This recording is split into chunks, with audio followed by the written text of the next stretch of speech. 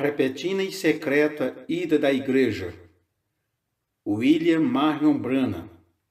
Domingo 12 de outubro de 1958. Jeffersonville, Indiana, Estados Unidos da América. Uma introdução como esta deveria fazer todos se sentirem muito bem, não deveria?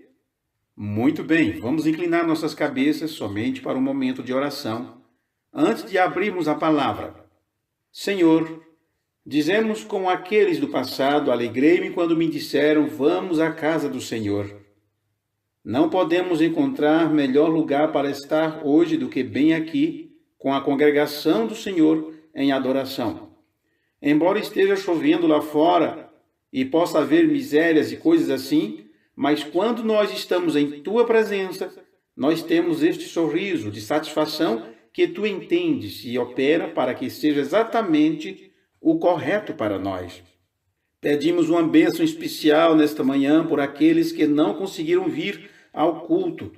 Muitos talvez tivessem vindo se o tempo não estivesse tão ruim, mas possam eles encontrar consolação ao lerem a Tua palavra, ouvir ministros no rádio e os programas que são preparados por estas pessoas.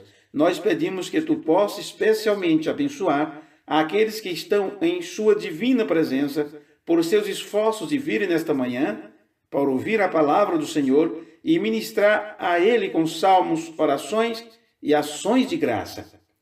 Nós pedimos, Deus, que Tu possas tocar os corpos daqueles que estão doentes e em necessidades, os quais estão esperando agora, pois eles vieram de longas distâncias para receber oração. Nós pedimos que Tu olhes em nossa direção e fale conosco. E nós que estamos aqui nesta manhã, que possamos fazer o inventário da nossa própria situação. Sonda-me, disse um dos profetas, e prova-me, e vê se há em mim algum caminho mau. E então, Senhor, se nesta sondagem Tu achares algum mal em nós, purifica-nos, Senhor, enquanto humildemente confessamos nossos pecados e nossas más atitudes. Pedimos somente que Tu nos olhes da maneira que Tu olhaste para Teu Filho Jesus, o qual morreu para ser uma propiciação pelos nossos pecados e iniquidades. Assim, nós confessamos que cremos que Ele morreu por esse propósito e levantou novamente, por isso nós temos o grande privilégio de fazer isto nesta manhã. Conceda, Senhor, e fale conosco através da Tua palavra escrita, pois esperamos ansiosamente para ouvir de Ti. No nome de Jesus oramos. Amém. Desejamos abrir as Escrituras esta manhã para uma leitura no livro de Tessalonicenses, no capítulo 5. E eu tenho aqueles que também têm pedidos de oração nesta manhã na lista. Para estes, a oração será realizada imediatamente após a pregação. Eu creio, apenas por um momento, para vocês que estão abrindo suas Bíblias, vamos para 1 Tessalonicenses, no capítulo 5, e leremos apenas por alguns instantes. Me desculpem, enquanto vocês estão abrindo suas Bíblias, as crianças não foram liberadas ainda para suas diferentes classes. Vocês podem ir agora em direção às suas salas. Vocês, criancinhas, adolescentes e assim por diante, vão para suas classes. E enquanto, se vocês puderem ler agora, ou abrir suas Bíblias em 1 Tessalonicenses, no capítulo 5, e se por acaso a junta de administradores estiver aqui agora, eu gostaria de vê-los por apenas uns instantes após o culto no escritório dos diáconos para tratarmos sobre algumas situações. E se não estiverem, alguém passa a mensagem de que eu gostaria de vê-los esta noite, um pouco antes do culto, na sala dos diáconos. Agora, para um texto, eu quero tomar isto como um tema esta manhã, a repentina, secreta ida da igreja.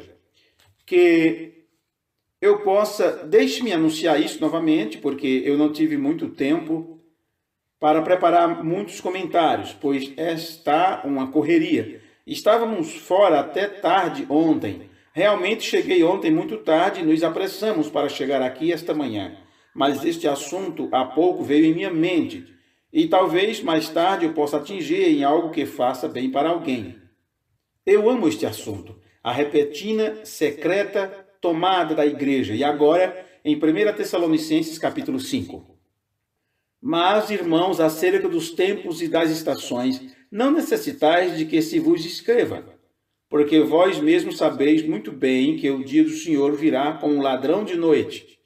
Pois que, quando disserem a paz e segurança, então lhes sobrevirá repentina destruição, como as dores de parto daquela que está grávida, e de modo nenhum escaparão. Mas vós, irmãos, já não estáis em trevas, para que aquele dia vos surpreenda como um ladrão, porque todos vós sois filhos da luz e filhos do dia. Nós não somos da noite nem das trevas. Não durmamos, pois, como os demais, mas vigiemos e sejamos sóbrios. Porque os que dormem, dormem de noite, e os que se embebedam, embebedam-se de noite. Agora, eu desejo que vocês olhem do outro lado da página, se estiver na mesma ordem assim em sua Bíblia, para os versos 16, 17 e 18 do capítulo 4 de 1 Tessalonicenses. Porque o mesmo Senhor descerá do céu com alarido, e com voz de arcanjo, e com a trombeta de Deus, e os que morreram em Cristo ressuscitarão primeiro. Depois nós, os que ficarmos vivos, seremos arrebatados juntamente com eles nas nuvens e a encontrar o Senhor nos ares, e assim estaremos sempre com o Senhor. Portanto, consolai-vos uns aos outros com estas palavras. Possa o Senhor acrescentar suas bênçãos à leitura da sua santa palavra. É uma coisa incomum falar sobre um assunto como este em uma manhã em que eu vim para ministrar aos doentes, mas há uma doença maior do que a doença física, e é muito mais essencial que estejamos bem para este grande evento que está se preparando para acontecer, do que seria até mesmo dormir no Senhor, isto é, morrer, como nós falamos. É melhor estar preparado. Eu preferia ser um homem doente, preparado com o Senhor, do que ser um homem saudável e despreparado para ir com o Senhor. Mas, seja o que for, Deus deseja que estejamos bem e preparados, alma e corpo, pois Ele perdoou todas as nossas iniquidades e curou todas as nossas enfermidades. Ele morreu por um propósito múltiplo, então eu pensei hoje neste assunto súbita e secreta. Eu gosto disto. As pessoas vivem hoje bem como viviam antes da vinda do Senhor Jesus, como se ele fosse enviar um exército de anjos para todos os jornais e por um ano ou mais anunciar isto nos jornais ao redor de todo o mundo, em todos os jornais que em tal e tal data Jesus chegaria, e que isto seria transmitido no rádio, colocado nas televisões, em todos os lugares, exatamente o dia e a hora que ele estaria chegando. Agora, esta é a forma que as pessoas vivem hoje. Mas Deus disse em sua palavra que seria como um ladrão ao cair da noite. Se fosse como de outra maneira, as pessoas diriam como o mundo pensa hoje. Bem, ainda tem muito tempo, ou isto será bem anunciado. Mas vejam vocês, é anunciado, mas é um anúncio secreto. É somente para aqueles que estão desejando ouvir isto, para aqueles que estão almejando considerar isto e os quais amam ao Senhor. Eu penso agora sobre o que Paulo falou quando ele disse: há uma coroa de justiça guardada para mim, a qual o Senhor, o justo juiz, me dará naquele dia. E então ele parou, vocês percebem? E disse: não somente a mim, mas a todos aqueles que amam a sua vinda, se amarmos a sua vinda. É comum no mundo hoje as pessoas pensarem na vinda do Senhor como uma coisa horrível e assombrosa. O mundo vai acabar. Não fale comigo sobre estas coisas, eles dizem. Eles não querem saber sobre estas coisas. Não se importam com isso, somente com o dia presente. Mas aqueles que amam o Senhor, amam sua vinda. E se alguns dos seus entes queridos, alguns de vocês, pessoas mais velhas que já perderam suas mães ou pais, ou se o seu filho estivesse longe por muitos anos e você soubesse que ele viria a qualquer instante por esse motivo, você limparia a casa toda, você estaria preparado e ficaria atento a cada luz de carro que virasse à rua. Você acharia que eram eles. Agora, esta é a forma como a igreja deve estar esperando pela vinda do Senhor. Tudo em ordem, tudo pronto, tudo empacotado e pronto para ir assim que ele chegar, porque isto será em um instante, em um piscar de olhos. Apenas tente cronometrar quanto tempo demoram os seus olhos para piscar. É desta forma tão rápida que o rapto da igreja acontecerá. Vocês sabem, o inimigo sempre usa as táticas que o Senhor usa. Vocês sabem. Quando ele viu que Deus teria uma igreja justa e as coisas que ele faria, o inimigo usou a mesma estratégia. Ele conquistou uma igreja e ele conquistou um povo que é muito religioso, e eles são tão corretos nos seus passos como pessoas religiosas, porque ele sabe que a igreja de Cristo é deste mesmo jeito. E ele faz isto baseado numa vida militar. Eu estava lendo um artigo há algum tempo atrás sobre o ataque repetido em Pearl Harbor. Aquele não foi exatamente um ataque sem aviso. Eles já tinham sido advertidos que os japoneses iriam fazer aquilo. Mas a parte triste foi que eles ignoraram esta advertência. Eles tinham visto sinais. O exército japonês estava se reunindo. Os grandes navios sendo carregados com munições e a ameaça estava no ar. Eles estavam exatamente em linha para a invasão. Mas eles ignoraram aquilo. É desta forma hoje com a igreja. A igreja está na linha de julgamento, mas eles estão ignorando a vinda do Senhor. Vocês não podem culpá-lo. Dizem que quando isso se espalhou ao redor de Pearl Harbor, que os japoneses atacariam a qualquer momento, pois suas grandes frotas tinham sido colocadas nas águas do mar e estavam se movendo lentamente, mas constantemente em direção a Pearl Harbor. Eles simplesmente riram disso e disseram: "Oh, bobagem! Vocês, agoureiros e apavorados, tudo que vocês pensam é em problemas." E, bem, na noite anterior àquele grande ataque, da manhã seguinte, houve um grande baile, ou foi dada uma grande festa ali mesmo em Pearl Harbor. E não importava o quanto eles tentassem avisar que os japoneses estavam chegando, eles ainda assim não teriam aceitado o aviso. Vamos olhar para eles por alguns instantes. Há um pequeno boletim sendo anunciado no rádio e um pequeno espaço no cantinho de um papel. Talvez do mesmo jeito que uma campanha de cura seria anunciada, um pequeno espaço, que os japoneses estavam a caminho das águas do mar. Uma grande frota de navios militares estavam vindo nesta direção. Bobagem, diziam outros. Nós não acreditamos em tais coisas como estas. Com o que vocês estão querendo nos assustar? E assim encontramos que, chegando perto do anoitecer, eu posso ver nos lares que, ao invés deles se prepararem para deixar a cidade, as moças estavam todas se arrumando com seus vestidos de gala e coisas assim.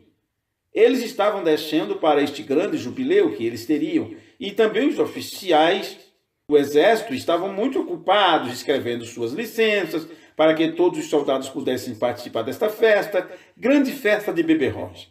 E os caminhões estavam rugindo e assoviando, trazendo suas melhores cervejas e seus vinhos e coisas para a festa. E durante todo o tempo, a frota japonesa estava a caminho e eles falharam em ouvir o aviso. E assim que o sol começou a se pôr, e todos eles reunidos nesta grande taverna, talvez em algum canto por ali, o garçom organizando o bar, ou alguém disse algo assim: "Diga, você ouviu o boato?" "Não, acho que não ouvi", disse o homem para quem lhe estava falando. Eles estão falando algo sobre a frota japonesa está vindo nesta direção." Então alguma outra pessoa entra na conversa e uma moça jovem e tola se joga por ali, ergue seus pés sobre a mesa do bar e diz: "Vocês, seus estraga-prazeres, não se tocaram que estamos aqui para nos divertir e não para falar sobre guerra? Se não é exatamente desta maneira que o mundo é hoje com relação à vinda do Senhor. Vocês antiquados, atrasados, o que faz vocês vestirem-se, agirem, fazerem do jeito que vocês fazem? Mas estamos esperando pela secreta e repentina aparição do Senhor, porque há algo no ar, uma mensagem do Espírito Santo que nos diz que a vinda está à mão." Então o grande baile continuou. E deve ter sido muito horrível daquela noite. Dizem que em algum momento durante a noite, eles pegaram uma jovem senhorita, uma bonita jovem, e tiraram suas roupas e a colocaram em um pequeno carro aberto, vestindo apenas suas roupas íntimas, e desceram a rua com ela e coisas assim, apenas se divertindo muito. E durante todo este tempo, os japoneses e estavam ganhando terreno, estavam avançando. E na manhã seguinte, quando o homem já no seu posto de dever, observando os sinais dos aviões e assim por diante, tinha estado a noite toda se embebedando e correndo por ali com estas mulheres e coisas como tal, ele estava tão sonolento e cabisbaixo naquela manhã, devido à grande festa, que foi pego até mesmo dormindo em seu trabalho.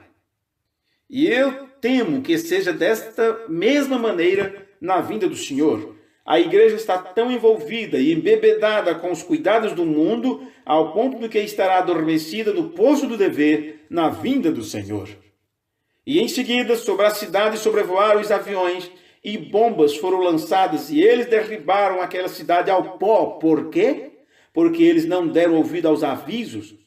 E aquela jovem senhorita que estava junto deles, quando os brutais soldados japoneses entraram na cidade, eles as violentaram nas ruas e depois a cortaram em pedaços com facas e coisas assim. Por isso, se você não prestar atenção aos avisos, há somente uma coisa que lhe resta: o julgamento. Oh, e se já houve um tempo em que a América esteve no seu ponto mais baixo de imoralidade e indiferença, é bem agora. O evangelho tem sido pregado de costa a costa, e os sinais e maravilhas têm sido realizados, e grandes milagres têm sido feitos.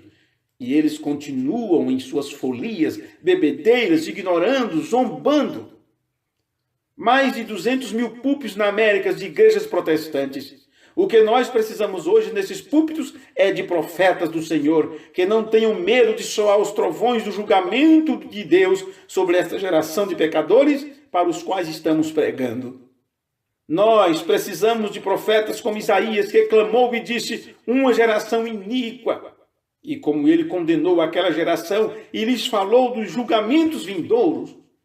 Mas hoje muitos dos nossos ministros estão com medo de dizer estas coisas. Eles têm medo de dar um testemunho direto de advertência, pois isto poderia custar seus empregos.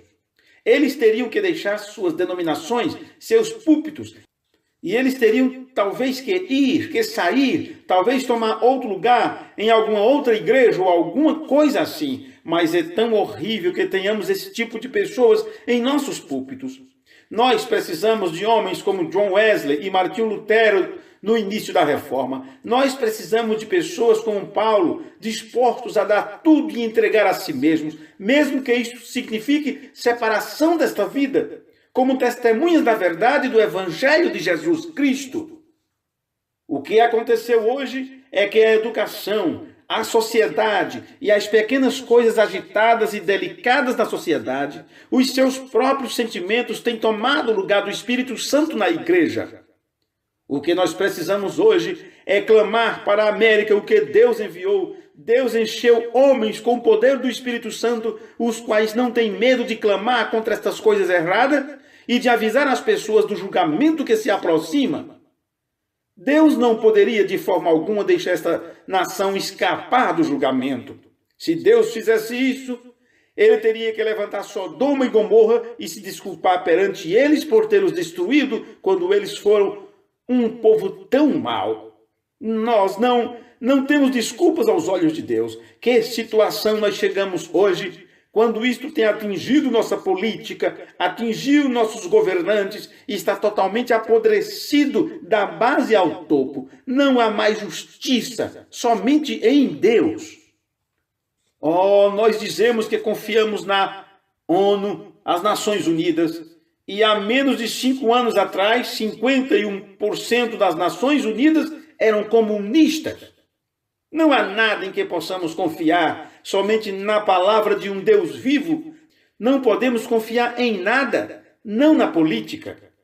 Eu estive sob julgamento nos últimos 3 ou 4 meses, debaixo de fogo pesado. Estão tentando me acusar de fazer algo errado ao passar o dinheiro através desse tabernáculo para as reuniões, a qual a nossa junta de administradores aqui assinou uma declaração e não houve sequer uma pessoa que tenha comparecido às minhas reuniões que eu não tenha anunciado publicamente que esse dinheiro que era tomado em minhas reuniões era dirigido através desta igreja.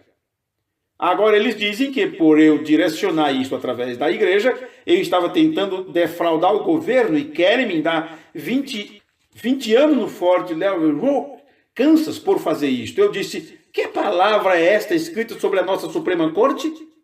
Justiça. Isto não significa mais do que se não estivesse nem mesmo escrito ali. Disse tudo o que o seu pessoal me disse para fazer, eu fiz, e agora você vem me dizer que eles não estão mais com o governo? Como vocês podem ver, você resolve uma situação e prova isto, então eles irão buscar alguma outra coisa. Não somente isto, eles são indecisos. Eu fiz essa declaração na Corte Federal. Eu disse, se o comunismo tivesse cristianismo nele, eu seria um comunista, mas eu não posso ser porque ele nega o cristianismo. Então eu tenho uma mão para me segurar. Esta é a imutável mão de Deus, sabendo que ele respeitará a verdade e a honra, a justiça será feita. Mas, como vocês sabem, não há esperança em lugar algum, somente na vinda do Senhor. Oh, que dia estamos vivendo! Que tempo horrível! Quando cada coisa física, até mesmo a própria igreja, as pessoas da igreja, as denominações, eles estão tão preocupados com as suas pequenas diferenças, a ponto que eles nem mesmo querem ter companheirismo com o outro e não estão dando ouvidos à advertência de que a vinda do Senhor está à mão. Homens como Billy Graham e Jack Struley, Oral Roberts e outros grandes evangelistas, Charlie Fuller, o qual tem um alcance em todo o mundo, eles fazem tudo o que eles podem para advertir sobre a vinda do Senhor. Estes anciãos e estes homens que têm tentado fazer o correto são os homens que nosso governo tem procurado cortar em pedaços. Eu disse para alguém, Senhor, 28 anos da minha vida eu tenho colocado sobre o altar de Deus tentando fazer o certo. E eu quero que alguém olhe para mim, nos meus olhos, e diga se eu alguma vez tenho tirado algo de alguém ou roubado alguma coisa em minha vida. Pela graça de Deus, estou limpo. Isto não significa nada para eles. Não mais que o estalar dos seus dedos. Você é culpado de qualquer forma e você é um ditador na sua igreja. Você estala seus dedos e a sua igreja faz o que você diz e a eles para fazerem. Oh, eu disse, como injusto pode ser o homem? Ele disse, você deu presente às pessoas quando suas casas pegaram fogo. Aqui está seu cheque, onde você doou centenas de dólares para viúvas, para elas pagarem seus aluguéis e tem feito coisas assim. Disse, você vai até o conselho de administradores da sua igreja e lhes conta que você estava indo fazer tal coisa? Eu disse, não, senhor. Por que você não o fez? Eu disse, o Senhor me disse em sua palavra, não deixe sua direita ou sua mão esquerda saber o que faz a mão direita. Disse, então você está tentando advogar o seu caso pela Bíblia e nós estamos julgando você pela lei. Eu disse, qual é a lei suprema, a do homem ou a de Deus? Eu vou ficar com a lei de Deus. Há apenas alguns anos, 2 anos atrás, eu estava em férias e estava na minha viagem de volta, aqui em Indiana.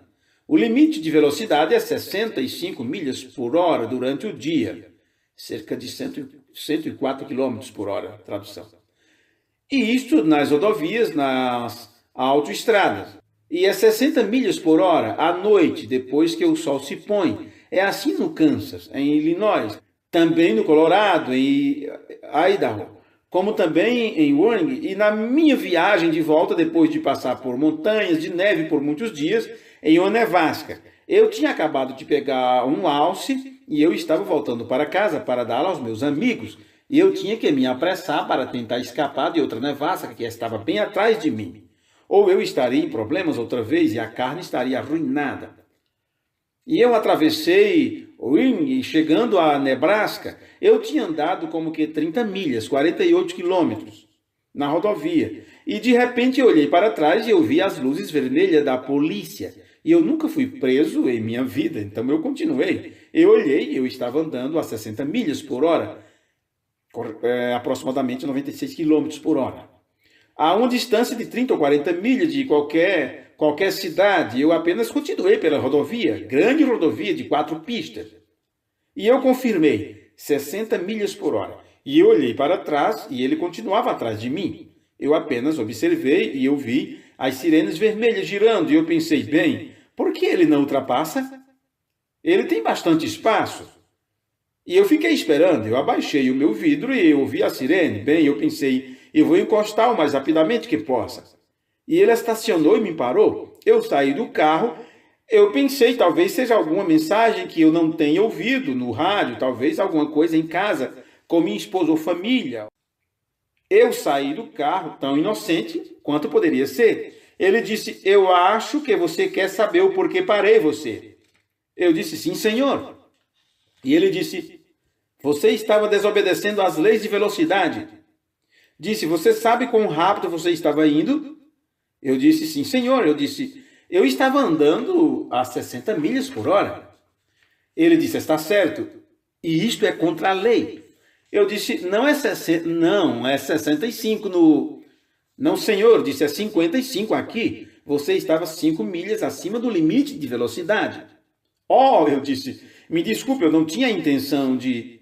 Disse, me dê sua carteira de motorista, apenas me mostre sua carteira. E eu tirei a carteira do meu bolso. E tão logo que ele viu a palavra reverendo, seus olhos encheram-se de fúria. Ele tirou sua caderneta e começou a escrever uma multa de $24,50 para mim. Eu disse, você vai me multar? Disse, você está certo, eu vou lhe dar uma multa. Bem, eu disse, senhor, está bem, mas eu não vi nada.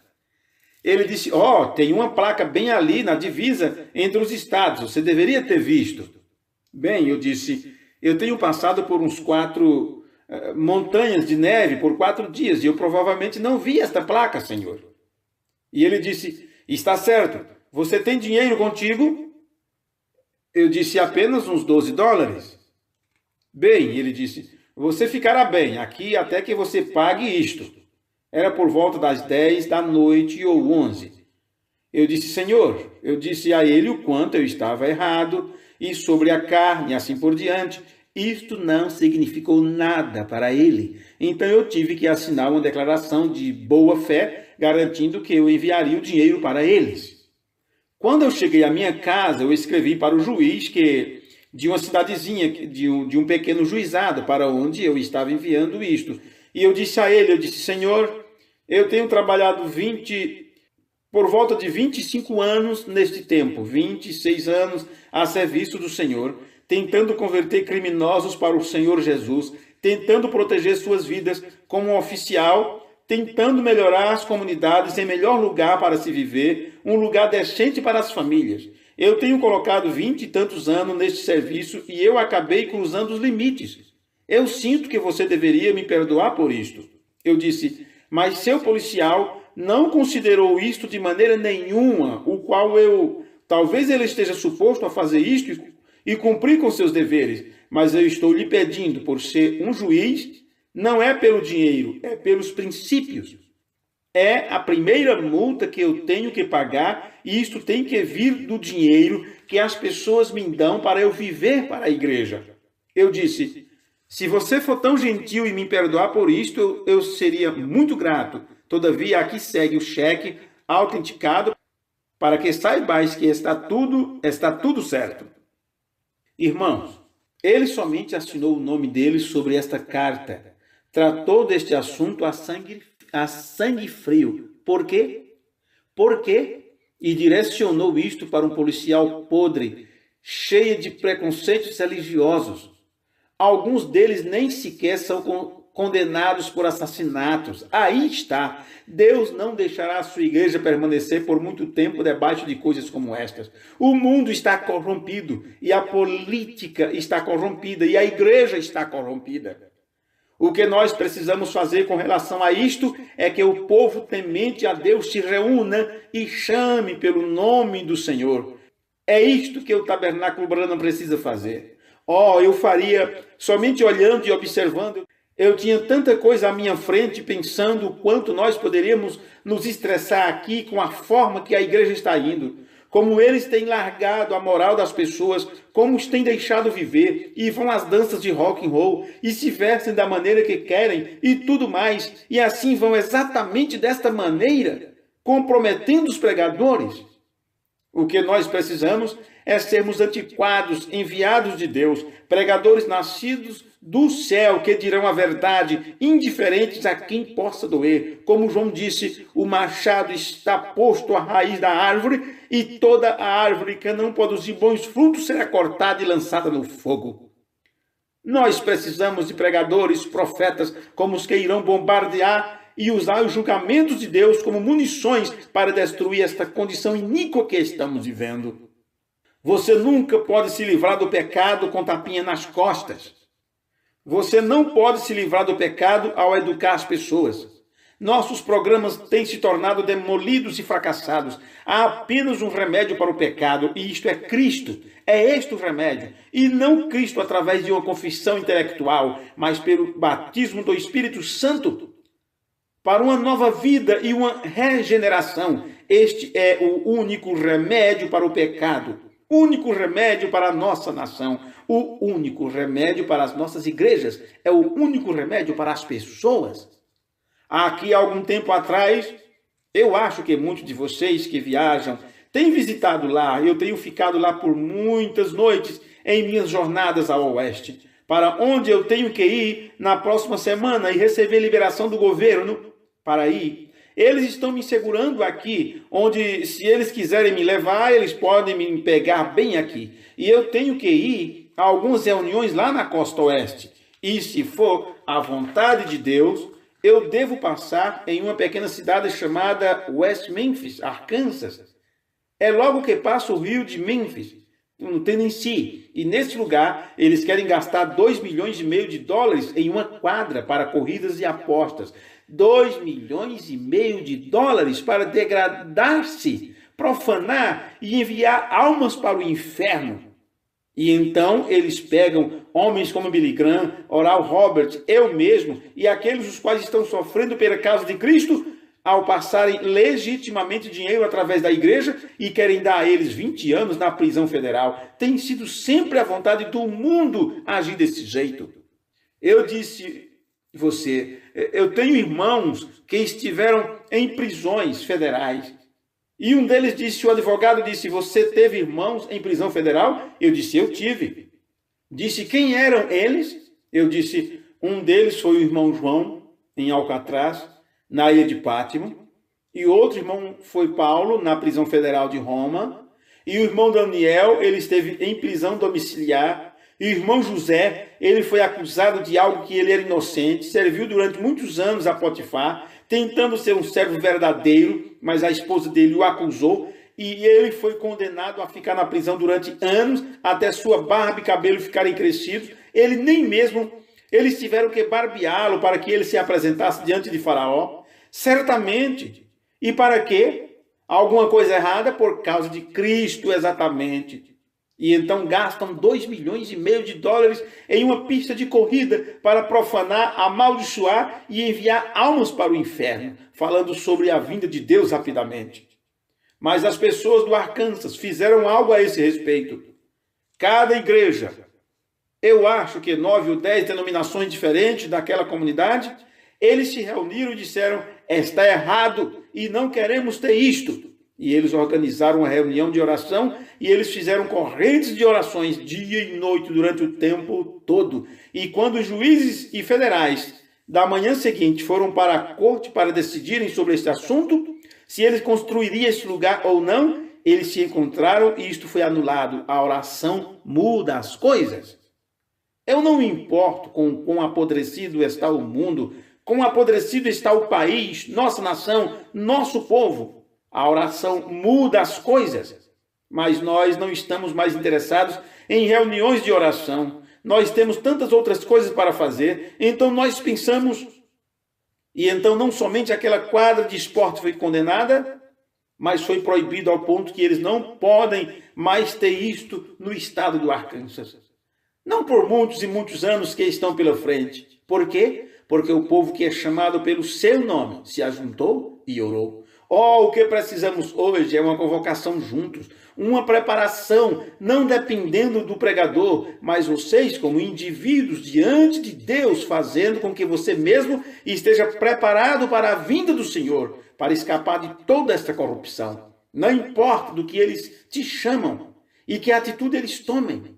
Isso não muda a Deus, nem um pouquinho. Deus fará a mesma coisa. Ele está dependendo e esperando de nós. Oh, que coisa! Algumas pessoas dizem, bem, eu vou à igreja nos domingos de manhã, eu ouço nosso pastor, que é um bom pregador. Está bem, eu aprecio isto em você. Ou na América, no mundo, quem quer que seja. Mas isto precisa mais do que boas mensagens vindas do púlpito.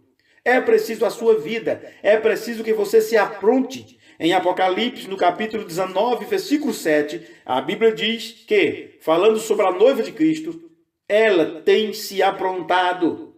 Ela tem se aprontado. E você, como membro desta noiva, você tem que se aprontar. Algum tempo atrás, um ministro estava pregando e tinha um homem que estava participando na igreja por um bom tempo. E ele veio naquela manhã até o altar e disse, pastor, eu gostaria de dar testemunho da minha rendição ao Senhor Jesus, a qual eu fiz ontem à noite. E o pastor disse, bem, eu certamente fico feliz em ouvir sobre isto, João, que você finalmente tenha decidido em vir e se entregar ao Senhor, porque nós não queremos ferir os teus sentimentos, mas sabemos que você tem sido muito perverso e sabemos como você tem maltratado a sua família. Você gasta seu dinheiro em apostas, você bebe e vive uma vida horrível e a sua família se foi. E isto alegra meu coração nesta manhã, saber que você veio à frente agora e está pronto a se entregar para o Senhor Jesus, para se tornar uma pessoa diferente, para servir a Ele. Ele disse, obrigado, pastor. Ele disse, então o que foi? Eu quero lhe perguntar algo. Qual sermão que eu preguei, ou qual texto eu usei, ou qual hino foi cantado na igreja que fez com que você ficasse tão decidido a isto?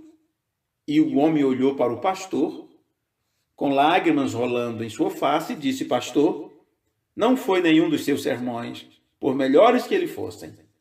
Não foi nenhum coral cantando ou louvores especiais, embora eles sejam muito bons. Ele disse, então você contaria para esta igreja o porquê você tomou essa decisão? Ele disse, eu trabalho com um homem que é um cristão e eu tenho dito de tudo para ele. Eu tenho chamado de santo rolador, eu chamei de fanático religioso e tudo mais, e isto não o incomodou nem um pouco. Mas ele viveu um tipo de vida que finalmente em meu coração, de todo o meu coração, ele tinha chegado a um nível que me fez desejar ser como aquele homem.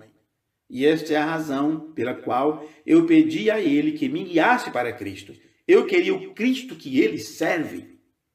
Vejam vocês, Deus trabalha através do pastor para preparar a sua igreja. Ele opera através dos louvores para preparar a sua igreja. E ele trabalha através de você para preparar a sua igreja. Se o seu pastor falhasse e continuasse falhando, você procuraria outro pastor para você e faria isto rapidamente. Se o coral não cantasse certo, ou se os solos não estivessem de acordo, você diria para o diretor, para a pessoa responsável pela música, não deixe mais eles cantarem, eles fazem eu me sentir nervoso ao cantar. Mas, quanto a você como indivíduo, como você reconcilia-se com Deus, o que Deus diz para você ser é uma luz brilhando sobre um monte. Ninguém pode passar naquele caminho, passar no seu caminho, sem saber sobre Jesus. Que tipo de vida você vive? Um desses tipos de vida avarento, ofensivo, provocativo e indiferente? Ou você pode falar da paz e do amor que você encontrou em Cristo? Ela tem se aprontado. Eu estava lhe mostrando a maldade e o tempo não daria. O tempo me impede de percorrer através das eras e mostrar o que acontece todas as vezes, como foi na Babilônia, na noite das algazarras, das danças, das bebedeiras e coisas assim. E tem sido assim no decorrer das eras. Em cada era, Deus tem trovejado com seus profetas e sinais e maravilhas, condenando a coisa que está bem no meio com toda a popularidade e se posicionado sozinhos por Deus. Não somente isto, mas e se falássemos sobre o tempo do pequeno Estevão? Não era um profeta, não era um pastor, somente um membro do corpo de Cristo. como este pequeno companheiro se levantou diante do sinédrio naquela manhã e falou para aqueles que o estavam condenando e disse: vós, homens de dura cerviz, e incircuncisos de coração e ouvido, vocês sempre resistem ao Espírito Santo, tal como vossos pais, assim sois vós também. Eu não era um pastor. Você não poderia esperar nem mesmo que seu pastor fizesse isso de maneira alguma. Você não poderia esperar que o conselho de administração fizesse isto, ou a junta de diáconos. Você tem que preparar a si mesmo. É um assunto individual. E lembre-se que sua vinda é tão repentina que a igreja subirá em um piscar de olhos, e nós vemos o pecado em cada canto e a pendente ira encouraçada do juízo de Deus. Como escaparemos a isto?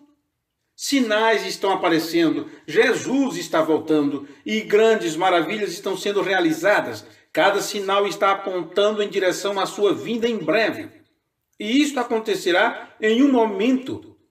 Como estamos nesta manhã, enquanto fazemos o inventário de nós mesmos, e se enquanto falamos neste momento, o Senhor Jesus estivesse descendo dos céus nesta manhã com alarido e trombeta de Deus, estaríamos nós prontos, a igreja como um corpo? Nós seríamos encontrados prontos como indivíduo para nos reunir com aqueles que foram levantados dos mortos, os quais provaram que estavam prontos? Não importa se estamos prontos ou não, o Senhor Jesus virá do mesmo jeito na hora definida. Nós temos que estar prontos e temos que fazer isto agora. Não é tempo para esperar, nós temos que remir o tempo e estar preparados. Há algum tempo atrás, somente uma história antes de finalizarmos. Isto me marcou tanto quanto eu vi isto há muitos anos atrás. Esta vinda secreta do Senhor, repentina e secreta ida da igreja. Observe, havendo dois no campo, eu levarei uma e deixarei o outro. Haverá dois em uma cama, um será levado e outro será deixado. Mostrando que a vinda do Senhor não será somente em um determinado lugar, mas será universal. Um estará no campo trabalhando durante o dia, o outro estará na cama dormindo do outro lado do mundo. O rapto será universal e virá com alarido, com a voz de arcanjo e a trombeta de Deus soará. E os mortos em Cristo ressuscitarão e ela será tomada secretamente. Oh, eu amo isto! O grande noivo vindo, a noiva que tem se preparado, esperando pelo momento secreto, o qual nem mesmo ela sabe, mas ela está preparada, vestida e esperando por isto. Vemos as placas de sinalização no mundo que nos mostram que ela está pronta para o juízo. Vemos sinais e maravilhas na igreja, grandes coisas tomando lugar. Que tipo de pessoas nós deveríamos ser? Prontos neste momento, pois não sabemos quando ele chegará.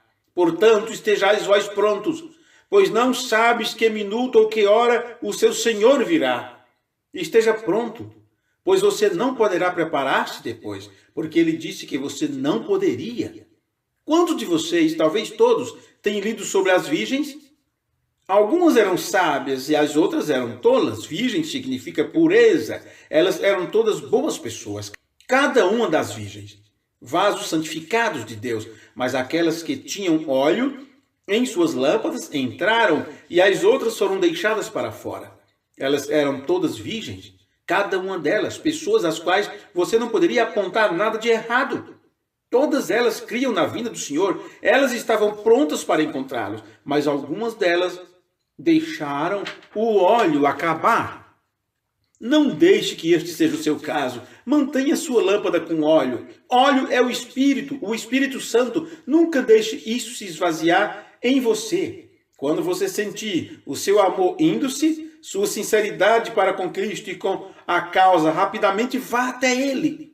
Para quem tem a fonte de óleo e compre para você o enchimento do Espírito Santo. Nossa nação se tem ido moralmente corrompida e arruinada. Nossos políticos corrompidos, tudo tem se ido. Nossos líderes, ó Deus, o que podemos fazer com isto? Você pode pôr um bom homem lá dentro e ele sai de lá um trapaceiro. Há somente um que podemos trazer agora, este é o Senhor Jesus. Vamos nos preparar para a sua vinda. Eu quero lhes contar uma pequena história que eu ouvi há alguns anos atrás para fecharmos. O repentino e rápido rapto da igreja. Agora você diz, algumas coisas ainda têm que acontecer, então eu vou me preparar. Se prepare agora mesmo. Eu acabei de lhes contar sobre Pearl Harbor e muitos outros lugares que se recusaram a ouvir o aviso. Eles se recusaram a ouvi-lo, nada tem restado a não ser o divino julgamento sobre o povo. Agora todos que não forem com Cristo estarão debaixo da ira e do julgamento divino de Deus. Por favor, não deixe isto acontecer contigo. Não importa no que o Tabernáculo Branham venha a se tornar, não deixe isto acontecer contigo. Seja você um servo de Cristo, não importa o que a igreja no mundo faça, seja você um servo de Cristo. Não depende do Tabernáculo Branham, nem mesmo depende de alguma outra igreja. É uma decisão sua como indivíduo estar preparado na vinda do Senhor. Você tem que estar preparado. Eu tenho que estar preparado. Eu cuido dos meus próprios passos. É sua responsabilidade cuidar dos seus passos. Eu cuido do que é meu e você cuida do que é seu. Você tem que preparar as suas vestimentas. Havia um grande fazendeiro. Ele era dono de um gigantesco rancho na região norte, em uma parte do Colorado, próximo das regiões montanhosas. Como todos vocês sabem, eu trabalhei em fazendas por um período da minha vida, cavalgando e coisas assim. Um de meus chamados para Deus foi bem em cima de um par de esporas, no velho Texas, com um rifle descansado sobre a sela e uma pistola do meu lado. Quando eu ouvia aquelas árvores soprando, soava como uma voz que dizia, Adão, onde estás?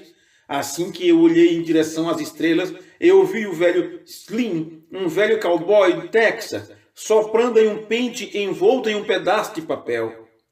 Lá na cruz, onde o meu Salvador morreu, ali, por ter limpado os meus pecados, eu chorei.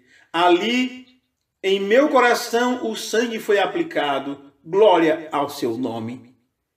Eu puxei o cobertor sobre o meu rosto e tentando me esconder, porque Deus estava olhando para baixo ali naquelas colinas. Foi em uma daquelas fazendas de onde as grandes companhias compram seus gados.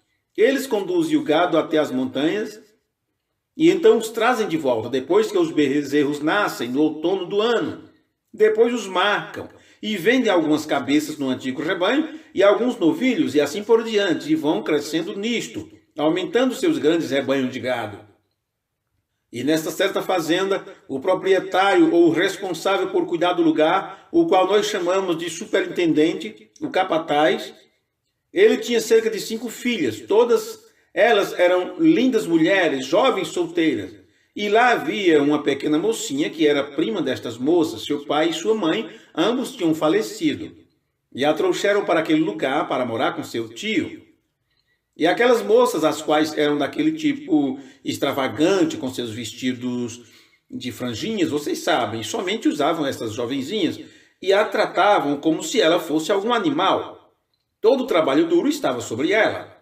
Ela lavava as louças, limpava a casa, arrumava as camas, ela tinha que fazer tudo. E elas ficavam por ali, lixando suas unhas e manicure, coisas dos seus lábios, todas engomadinhas, vocês sabem, cheias de luxo. E elas fizeram tudo isto, especialmente quando ouviram que de Chicago, da grande companhia que era dona de tudo, o filho do dono, que era jovem e solteiro, estava vindo visitar a fazenda. Elas se exibiram em suas melhores roupas, como elas se vestiram, e se aprontaram para a sua vinda. E todas as noites a conversa era sobre como elas conquistariam este jovem rapaz e se casariam com ele. E então elas seriam as donas da fazenda, pois o filho era herdeiro de tudo. Assim, elas se aprontaram. Então vejam vocês, há uma preparação a ser feita. Você tenta se aprontar ao se unir a uma igreja ou alguma coisa assim. Isto não é nem de perto o que é requerido. Você tem que ter óleo em sua lâmpada, vê? Somente estão vestindo-se dizendo: nós construiremos uma grande igreja, nós vamos pertencer a uma denominação melhor, nós daremos a eles um órgão de tubos para o Senhor, nós teremos assentos estofados. Não é isto que Deus quer. Justiça é o que Deus requereu do seu Filho Jesus Cristo. Esta é a vestimenta, pois a Bíblia diz: as vestes brancas com que ela está adornada é a justiça dos santos. Então aquelas moças acharam que se aprontariam para a chegada daquele jovem rapaz. Certamente aquela pobre priminha, isto me faz lembrar de uma réproba. Em algum lugar você apreciaria. Ela era uma mulher bonita, mas ela era uma moça muito boa, mas ela não era nem mesmo considerada como uma parente entre eles. Agora é um quadro muito semelhante à igreja real hoje, diante das denominações. Não é nem mesmo considerada, é um grupo de interdenominacionais, um grupo de exilados. Então aquela pequena companheira somente continuou trabalhando, e quando o jovem rapaz chegou, elas não sabiam, mas ele tinha vindo à procura de uma esposa. Ele estava cheio e cansado daquelas moças da cidade, as quais ficavam todas enfeitadas e, vocês sabem, de conversinhas nos bares e dirigindo por aí em Cadillacs e coisas diferentes. Ele estava cansado e cheio disto, e ele pensou: eu vou ir para o oeste e buscarei para mim uma moça de verdade, uma que será uma verdadeira mãe para meus filhos, e não alguém que vai ficar de companheirismo em todos estes ciclos de costura e na sociedade e coisas assim, mas será uma verdadeira mãe. O que ele encontrou quando ele chegou lá, se não a mesma coisa que ele tinha desprezado em Chicago? Eu fico imaginando se o Senhor Jesus só encontrará somente uma igreja, uma denominação somente de nome. Uma igreja sem óleo nas lamparinas, despreparada para ir. Eles têm roupas elegantes, eles têm as maiores igrejas, o maior disto e daquilo, mas Deus não quer isto. Ele quer você como um indivíduo. Eles podem ter os melhores pastores, eles podem ter os mais finos diáconos, mas Ele quer que você tenha óleo. Ele está voltando para levar o óleo e a noiva embora. E conforme este jovem olhava para elas, mais ele ficava desanimado. E naquela noite eles tinham algo preparado para a agenda do dia. Naqueles dias, isto ocorreu há muito tempo atrás, eles chamavam de Charleston, parecia como rock and roll. E eles estavam indo para uma daquelas grandes festas. Muitos de vocês lembram-se daquela velha dança chamada Charleston. Eles a inventaram quando eu era uma criança, quando eu estava lá fora. E todos eles usavam roupas pretas e brancas, vocês sabem, para o... eu era chamado de Charleston Black Bolton. Era desse jeito que eles me chamavam. Eles usavam as roupas com 2 tons e eles estavam indo para uma destas danças. Mas este jovem estava cansado e esgotado com aquelas coisas. Ele estava buscando por uma moça de verdade, então ele saiu de fininho da festa. Ele as estava observando, ele tinha ido para lá para observá-la. Tem um outro filho que eu conheço, um outro filho que vai vir para a sua igreja. Ele virá, filho de Deus, ele virá. Ele olhará em volta e ele verá seus vestidos muito finos. Ele saberá que você é um bom membro, mas ele está buscando por algo diferente, mais do que simplesmente uma igreja regular seguindo tendências. Então, conforme ele olhava em volta, depois de um tempo, ele ficou muito desapontado. Ele saiu para fora daquele lugar. E, voltando, andando sob a luz da lua, indo para a casa principal, ele ouviu alguém como que sussurrando. E ele olhou em volta.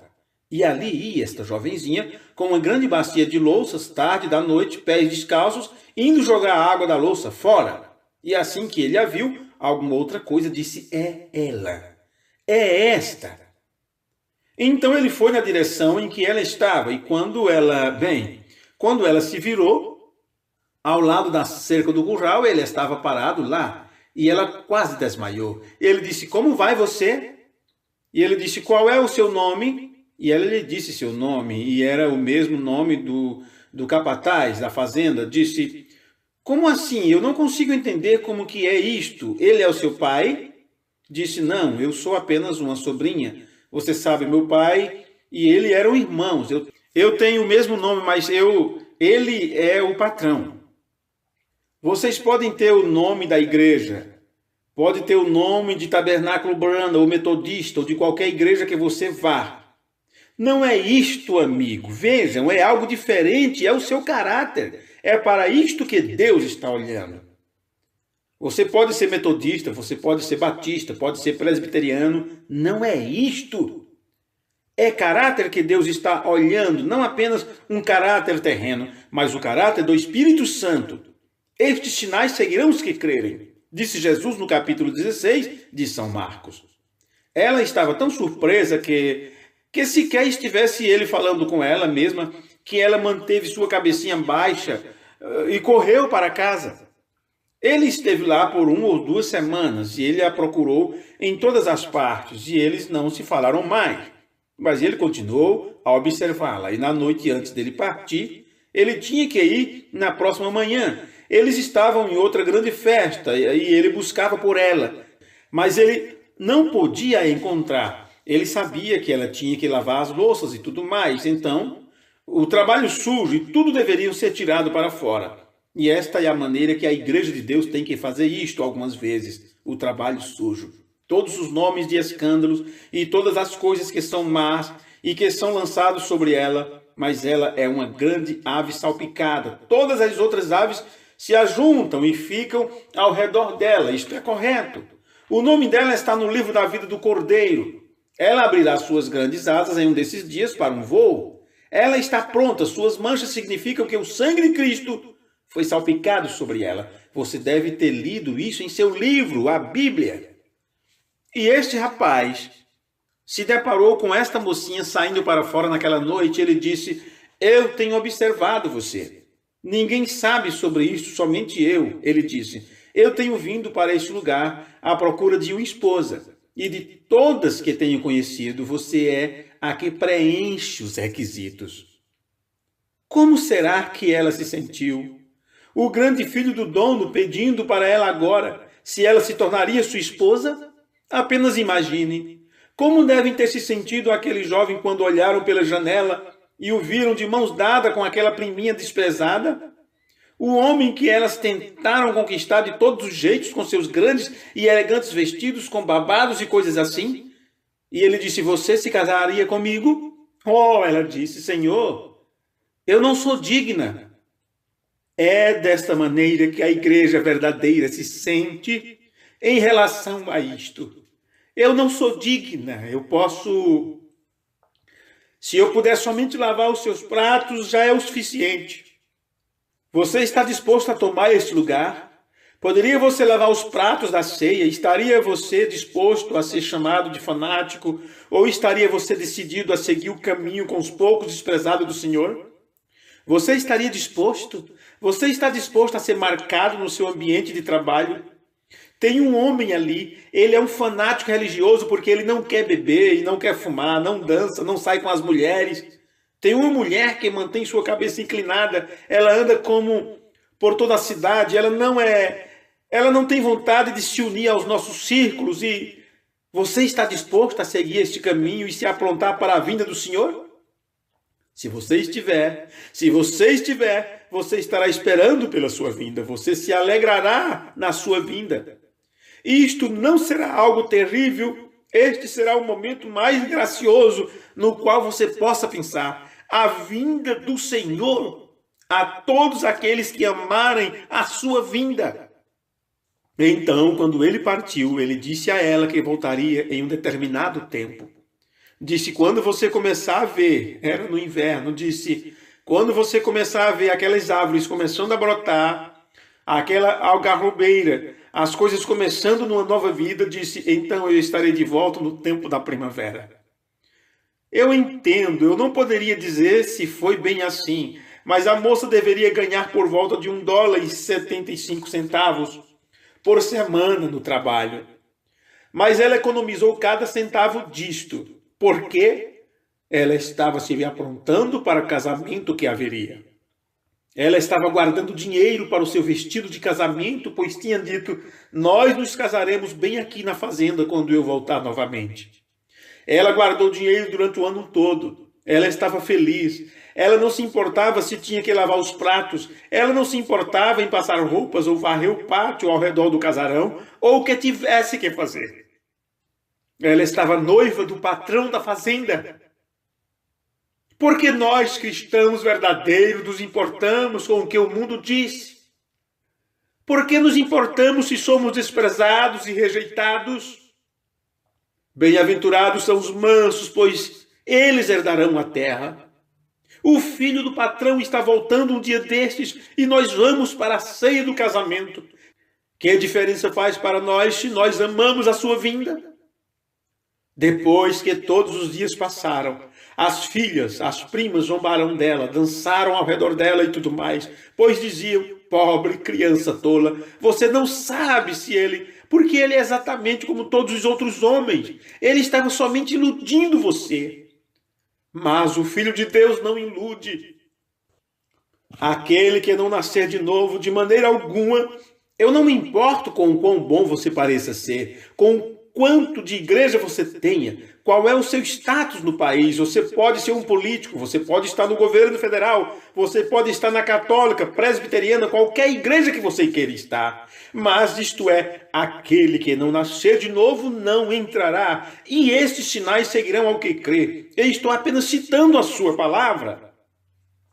Finalmente, quando chegou a hora, ela começou a ver os brotos saindo sobre as árvores. Ela sabia que ele estaria ali a qualquer momento, e ele disse: eu tentarei chegar bem ao entardecer, assim nós podemos nos casar e sair ligeiramente. E cada anoitecer, no pôr do sol, era quando ela ia e ficava e se aprontava, colocava o seu vestido de noiva e esperava do portão. E estas primas vinham e riam e zombavam dela e diziam: oh, pobre criança tola e ignorante, pensa que é o homem que é dono ou é o presidente da companhia? Você acha que o filho dele se casaria com a lavadora de louça? Ele estava buscando virtude, não roupas. Ele tinha todo o dinheiro para comprar quantas roupas fossem necessárias. Deus não se importa com quão grandes quantas coisas chiques você tem. Ele é dono de tudo no mundo. Então ele quer virtude, ele quer algo que seja real. E assim, finalmente, em um entardecer, enquanto ela estava parada lá, e elas estavam rindo e zombando dela, falando que ela era tola, e de repente todas elas juntas ouviram um tropel. O que aconteceu? Do outro lado da colina viu uma carruagem. Agora, uma carruagem é um carro pequeno, aberto em cima, muito popular no oeste, e os cavalos todos relinchando e tudo mais. De trás da colina vem esta carruagem. E a carruagem parou na frente do portão, e ela correu, ela disse: eu sabia que você viria. Esta será a igreja em algum desses dias. Ela se jogou nos braços dele, e ele disse: querida, eu deixei um homem te observando aqui na fazenda desde que eu parti no ano passado. Ele me trouxe um relatório de tudo que você fez. Deus tem um homem posicionado aqui nesse tabernáculo nesta manhã. Ele se chama Espírito Santo. Ele sabe os segredos do seu coração. Ele sabe tudo que você tem feito ou que você pensa. Ele conta ao Pai tudo que você faz. Ele leva e traz a mensagem. Ele disse: e ele me contou que você esperou, trabalhou e se esforçou pacientemente esperando eu voltar. Agora tem sido uma escrava por um longo tempo, mas agora seus dias de escravidão acabaram. Eu trouxe comigo o ministro, bem aqui, debaixo deste arco de rosas você se tornará minha esposa. Ele a beijou e colocou a aliança de casamento no seu dedo, e a tomou, colocou-a na carruagem com seus braços sobre ela, e dirigiu em direção a este novo e grande palácio em Oak Drive, em Chicago, lugar selecionado da nação, onde ela poderia viver como sua noiva. Por quê? Ela estava pronta, ela tinha vivido e sido o tipo de mulher que ele queria. Tudo isto aconteceu em uma fração de um momento. E esta repentina, secreta, vinda do Senhor, o mundo não sabe que isto vai acontecer, mas nós sabemos. Está à mão.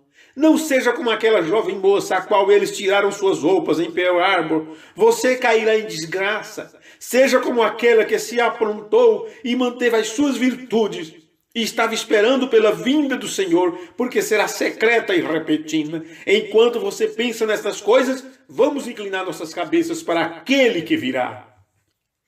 Somente um pouquinho, antes de falarmos com ele, cada homem em sua própria maneira, cada mulher, cada moço ou moça, e enquanto eu estou falando com ele, sabendo que é o seu agente secreto, aquele que você não pode ver com seus olhos, pois ele é um agente secreto, o abençoado Espírito Santo está nesse lugar. Você gostaria que ele se lembrasse de você diante do Pai nesta manhã, e quando chegar diante dele, dizer que você deseja e está preparado?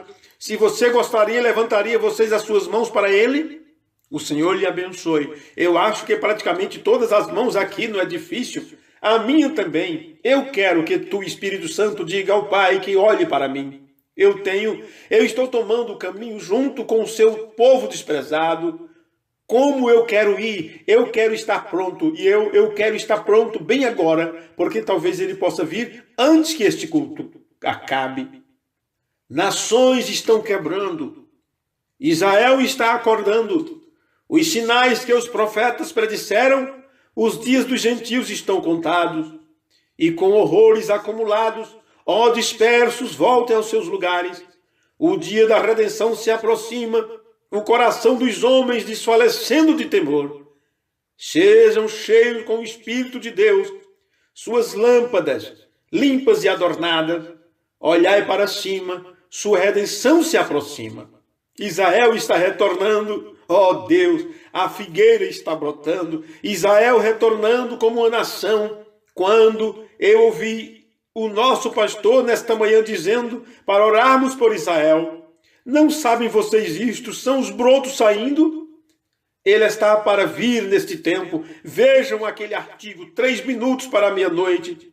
Eu estava vendo isto no meu quarto, no projetor, no meu porão, quando aqueles velhos judeus aleijados, voltando em navios e tudo mais, vindo de todo o mundo, o entrevistador disse, você está voltando para a sua terra natal para morrer? Ele disse, não, nós estamos voltando para ver o Messias. A figueira está brotando, não pode ver você isto? O dia da redenção se aproxima. Falsos profetas estão mentindo. A verdade de Deus eles estão negando. Que Jesus, o Cristo, é o nosso Deus. Você pode ver onde nós estamos, mas nós caminharemos onde os apóstolos pisaram. O dia da redenção se aproxima. O coração dos homens desfalecendo de temor. Pense nisto. Sejam cheios com o Espírito de Deus. Tenham suas lâmpadas limpas e adornadas. Olhem para cima. A vossa redenção está próxima. Senhor Deus, neste precioso momento, quando eu olho sobre esta pequena congregação e vejo faces vermelhas com lágrimas escorrendo em suas bochechas, nós estamos cientes de que o grande agente secreto está em posição aqui neste lugar, o Espírito Santo.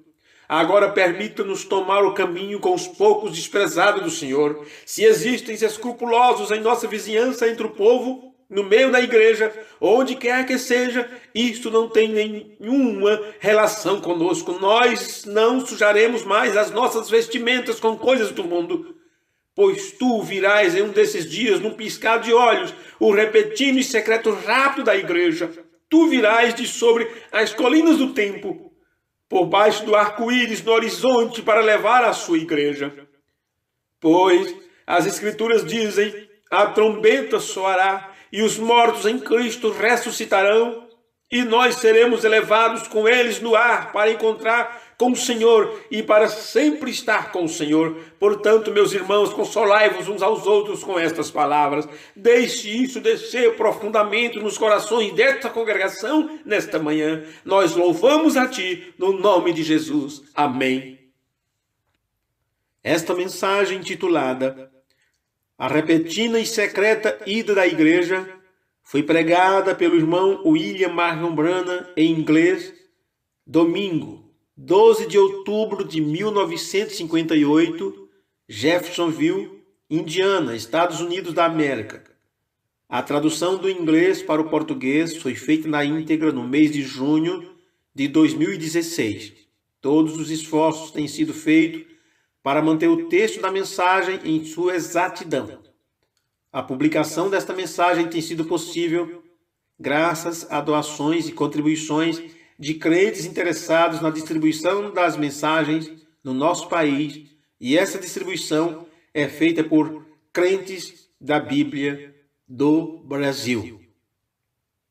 Deixaremos abaixo na descrição do vídeo os contatos dos crentes da Bíblia para aqueles que desejarem entrar em contato. Agradecemos a todos que têm se esforçado, a todos que têm feito esse esforço para fazer essas traduções e deixar disponível a mensagem do homem de Deus, William Marion Branham, para que todos possam ler e ouvir. Talvez você não compreenda quando ler, então você pode ouvir. Talvez você compreenda melhor lendo, então você pega o texto e lê. O nosso esforço em pegar esses textos e colocar em áudio é para que ninguém fique com desculpa, e porque cremos que a fé vem pelo ouvir a palavra de Deus. E em Apocalipse diz: bem-aventurado aquele que lê e aquele que ouve. Então, ao deixar o áudio à disposição dos nossos amigos e irmãos, cremos que estamos cumprindo com o Ide de Jesus, pregai o Evangelho a toda criatura. Que Deus os abençoe. No nome de Jesus Cristo. Amém.